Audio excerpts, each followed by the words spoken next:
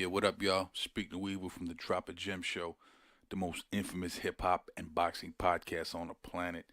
Yo, real quick, before this video drops, I just want to let y'all know we need y'all to subscribe, hit the like button, and hit the bell icon. Subscribe because you want to know what's going on with the channel and be part of the Drop a Gem family.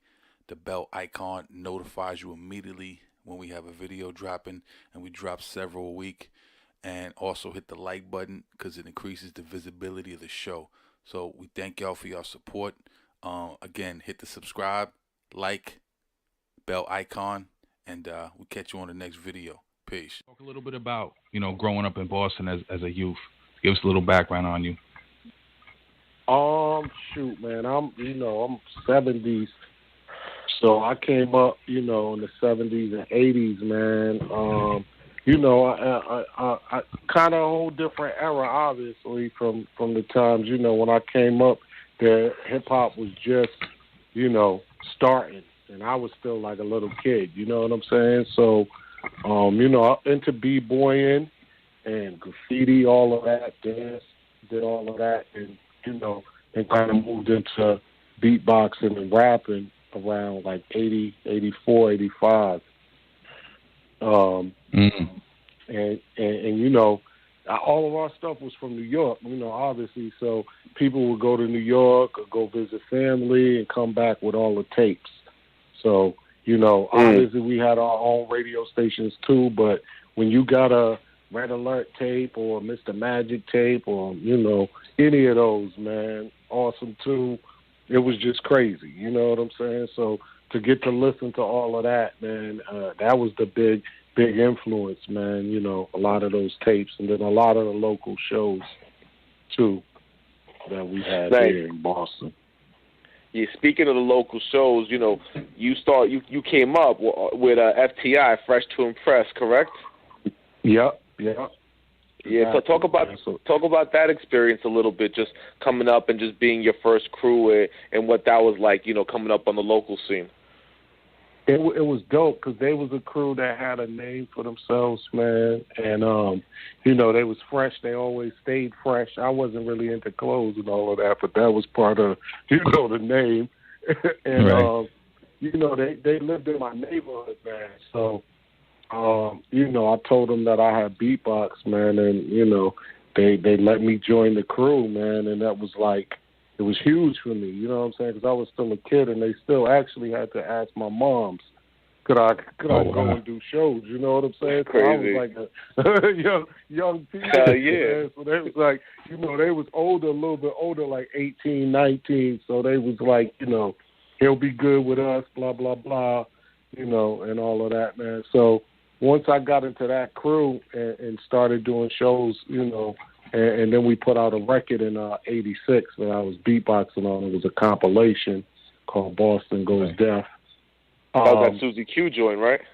Yeah, exactly. And that was it, man. For me, I knew, from then on, this is all that I wanted to do for the rest of my life, man. And I pursued it, as hard as possible, man, to get there. So, that the '80s, that whole time was just, it was magical because it was all new and it was all happening at that time. You know what I'm saying? Right. You mentioned beatboxing for them. At what point did you start, trying your hand with the rap MC shit? Oh, I was doing it at the same time, actually, but they thought I was, like, too young to rap, but I was nicer than all of them. That's what it is. I actually helped them write some of the Susie Q verses. That's what's up. My man Rick and my man Joe. So I was like helping them pin the verses, and I came up with the hook and all of that. Crazy. Nice. So I was all about it, man. You know what I'm saying? So what happened? So how did it go from Fresh being on Fresh to Impress, beatboxing, doing the local shows, to then just branching out on your own and coming up with the whole Ed O.G. and the Bulldogs moniker, so to speak? Like how did that transition come about? Well, one of the cats from FTI, my man T9, he eventually was one of the Bulldogs, and me and him kind of started the Bulldogs. And we started that in like '89, and I had, had a couple of crews and put out more local records. but nothing that really popped. And then Awesome 2, which is my cousins, I sent them. I had been sending them my demos since like '87, and nothing really popped. And then in '89, I met up with the cat Joe Mansfield, who produced "I Gotta Have It." Right. And his beats clicked with what I was doing. I finally had met a producer, and I didn't have to pay for the studio. He had a little, set up in the crib. And, studios were mad expensive in the 80s, man. And, unless you was hustling, you had to have somebody who was a hustler paying for that because it was super expensive.